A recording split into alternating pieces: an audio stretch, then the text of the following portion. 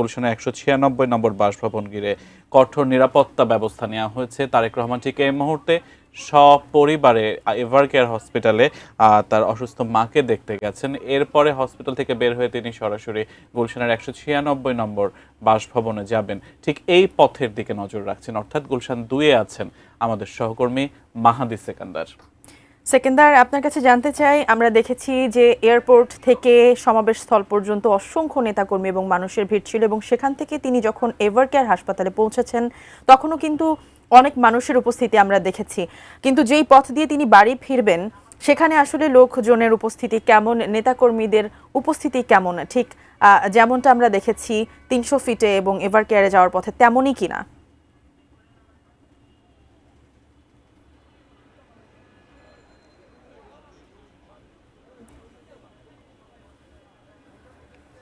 শিমু, যেমনটি আমাদের সহকর্মী সাব্বির রহমান তিনি জানাচ্ছিলেন, গুলশানের ১৯৬ নম্বর যে বাড়িটি তার সামনে থেকে সর্বশেষ অবস্থা।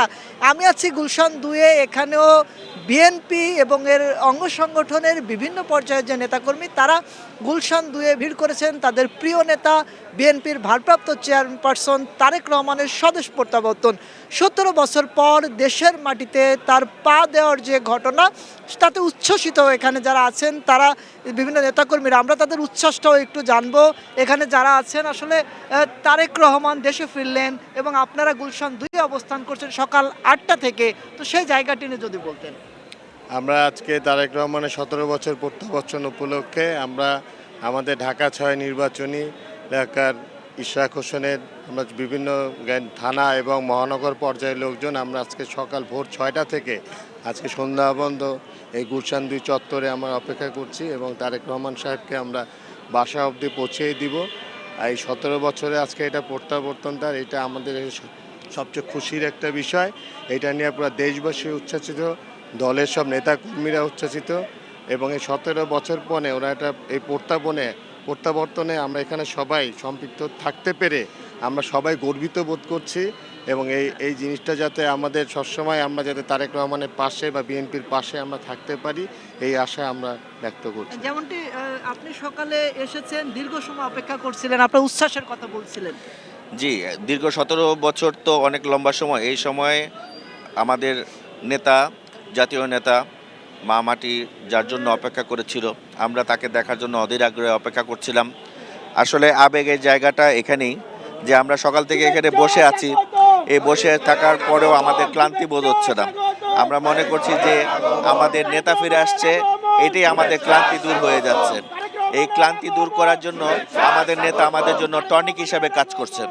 এই টনিকের কারণেই আমরা কিন্তু সকাল থেকে এই সন্ধ্যা পর্যন্ত বসে থাকতে পারছি। আমরা আসলে অনুভূতি শুনছিলাম এখানে নেতাকর্মীরা, তারা কিন্তু স্লোগানও দিচ্ছেন ক্ষণে ক্ষণে। তাদের সেই সকালে এসেছেন ৬টায়, অনেকে এসেছেন ৮টা। আমরা একটু আমার সহকর্মীকে বলবো এখানে যে ভিড়টি আছে সেটি একটু দেখানোর জন্য।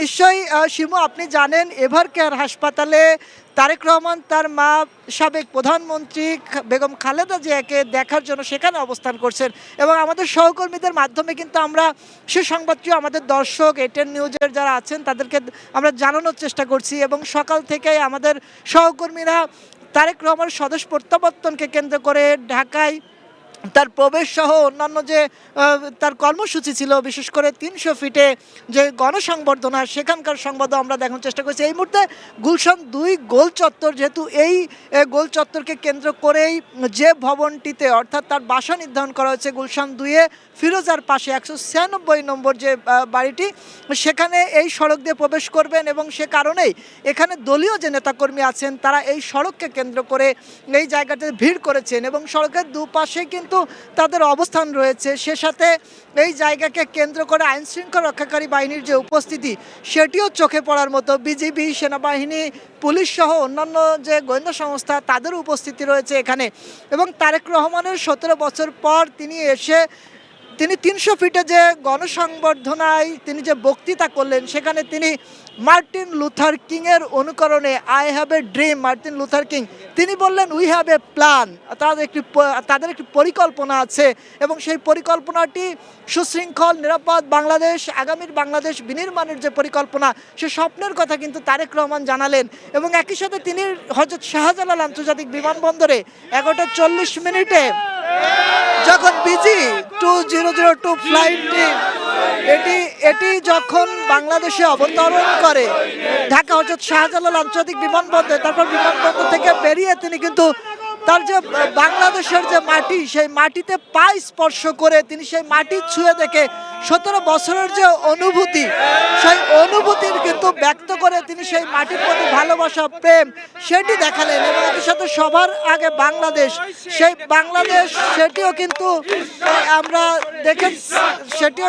আমরা দেখেছি তার আবেগ অনুভূতি এবং সেই জায়গাকে কেন্দ্র করে এখন এই মুহূর্তে এখানে যারা নেতাকর্মী আছে বিএনপির বিভিন্ন পর্যায়ের তারা সেই অনুভূতিও ব্যক্ত করছেন, তারা জানাচ্ছেন এবং এবং এবং একই সাথে এখানকার যারা নেতাকর্মী আছে তারাও উচ্ছ্বাসে সকাল থেকে অপেক্ষা করছেন তারেক রহমানের স্বদেশ প্রত্যাবর্তন। লন্ডনের হিথ্রো বিমানবন্দর থেকে তো গত বুধবার স্থানীয় সময় 6:15 যখন বাংলাদেশের বিজি 2002 ফ্লাইটটি